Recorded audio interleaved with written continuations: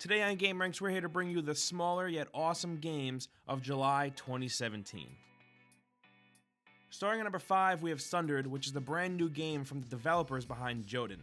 It's a Metroidvania type game that has you running through procedurally generated dungeons, which is actually one of the downfalls here. While it's definitely something that the developers thought would make each playthrough a different adventure, it kind of just makes it more annoying. These jumbled up rooms will go through a ton of different layouts, which kind of disconnects you from the game. I can't quite put my finger on what about it is kind of but I keep thinking about Axiom Verge and how by the end of that game, I knew that map like the back of my hand. But then on the flip side, you have games like Rogue Legacy, where the constant change of level layout was great. There's something off here, I just can't put my finger on it. But with that negative out of the way, let's get to what really stands out about this game the most, and that's the way it looks. These hand-drawn graphics are insane. They're beautiful and super eerie all at the same time. And when you have a ton of enemies on screen, it can be kind of hard to concentrate on actually killing them because of how pretty the game is. You just want to stare at everything. But on the topic of enemies, let's talk about combat. The combat is fine, it controls just how you think it would. But what's not great about it is the enemies. Sometimes they can be way too difficult. There are times where you'll take on waves of enemies and each one seems hard just for the sake of being hard. A big part of this game is stat building, and you only have access to upgrading your skill tree when you die, and Sundered really wants you to die. So maybe this spike in enemy difficulty is to force you to die and force you to upgrade your character. I don't really know. Personally, I tend to like hard games. I love the Souls games. I play every game on close to the hardest difficulty, but here when it seems like the enemies get hard just to halt the progress, it gets a little annoying. But I don't want to just focus on the negatives of this game. Overall, it is a good time. It's beautiful to look at. It is fun. It's got a pretty small price tag. It's definitely something that's worth looking into if you're a fan of Metroidvania games. Next up at number 4, we have Serial Cleaner, where you take on the role of a professional cleaner who, by the way, looks like he's just made up of 70s porn and cigarettes, who works for the mob, and it's your job to go to crime scenes to dispose of bodies, vacuum up blood, and get rid of evidence. Serial Cleaner is a straight up stealth game. You'll be sneaking around levels, trying to avoid the cops, who are all packing donuts and Metal Gear Solid style vision cones. And while you're playing cat and mouse and avoiding the sight of the cops, you have to collect evidence, dispose of bodies, and clean up blood. The evidence and the blood are the easy things to get rid of. You just pick up and pocket the evidence, and with the blood you carry around a vacuum and you just suck it up while also making noise, so you want to make sure you're not doing that near any cops. The bodies, on the other hand, you have to pick up and carry back to wherever it is you have to dispose of them, whether it be the trunk of your car or out of the window of a tall building. The gameplay loop here is fun, although it can sometimes be kind of simple and other times really annoying. There really isn't too much of a strategy element to it. It's mostly timing, which is something you get a lot in stealth games, but I would have liked to have to implement a little bit more thinking and strategy personally. Dying, though, can be a little annoying, and it also means you have to start the level completely from scratch, which can really suck because some of the enemy movements are super sudden and you don't get too much of a warning for it, which means you're starting over a lot. And when you restart the level design stays the same, but the body and item placement changes, but that really isn't enough to change up how the game plays, so you could just be getting spotted over and over again by someone turning around super sudden that you really couldn't plan for, and then you just have to keep playing that level over and over and over, and you kind of just get sick of looking at it. But even with that, it's a very fun game to play, and it's also really nice to look at. I love the art style and the music, and the mood there is just really good. It really catches that 1970s feel.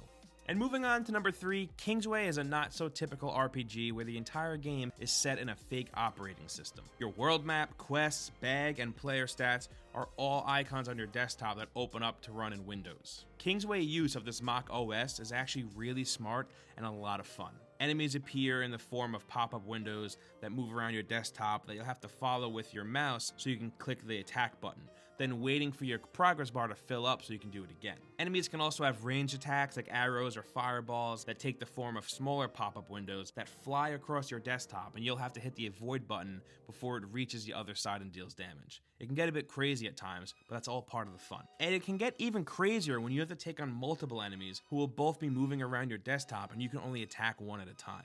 There are also certain enemies that can minimize your windows, whether it be your bag window, which you need to open in order to use health potions, or the battle window, and if that's minimized, you can't attack. Its smart use of pop-ups and OS features isn't just relevant to its combat. Quests will pop up in the form of emails, your inventory gets its own window, so does your status bars, and with all these pop-ups open all at once, managing them can get a little hectic, but it's all part of the game. And looking at it, you wouldn't really think that it's a fast-paced game, but it's actually pretty twitchy, and every second counts. World exploration works like a point-and-click adventure game where you'll travel from point to point, running into enemies, seeing different towns and cities, finding dungeons to explore, and running into other travelers. And when you come across another traveler or a dungeon, the interaction plays out kind of like an old adventure game, with you picking your dialogue options, choosing to be good or bad, or picking which room to go to and explore. As of right now, I'm really enjoying my time with Kingsway, but the game does get a bit repetitive, and while it is permadeath, each new playthrough doesn't feel too different than the last, which I would say is my biggest problem with the game. It's definitely really fun, and I'm having a blast playing it, but I don't know how much time I'll be sinking into it. But at $10, it really is a steal, and it's such a fun game to play.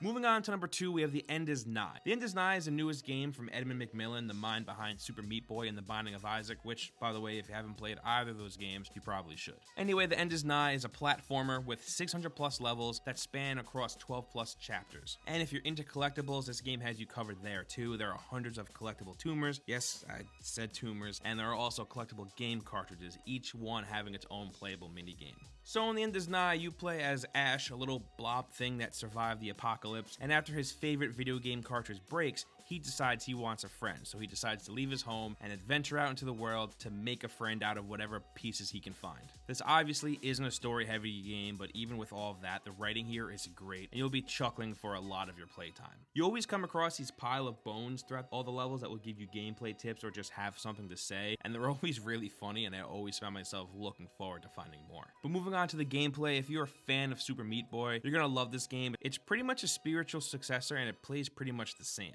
It's similar to the point where someone might say it's just a rehashed version of Super Meat Boy, but for me, I'm kind of okay with that. Getting 600 more levels of Super Meat Boy, is fine. I don't have an issue with that at all. And just like Super Meat Boy, this game is pretty hard. It's never unfair hard though, everything is super doable, you just need to figure it out. Also, just like Super Meat Boy, its platforming is super precise, and moving that stick or arrow key a little too much to the wrong way, and you're dead. Oh, and expect to die a lot because you're definitely going to. The level design here is also really fun and very challenging, and they're set up very well. I love platformers, and this is like a platformer's paradise. The controls are great, they're super smooth and responsive, and jumping from platform to platform feels super natural. Also, for a game that doesn't have any groundbreaking graphics, this game looks great. Right now, it's only out for PC, but it is coming to console, one of those consoles being the Switch, and I think this is going to be a perfect Switch game.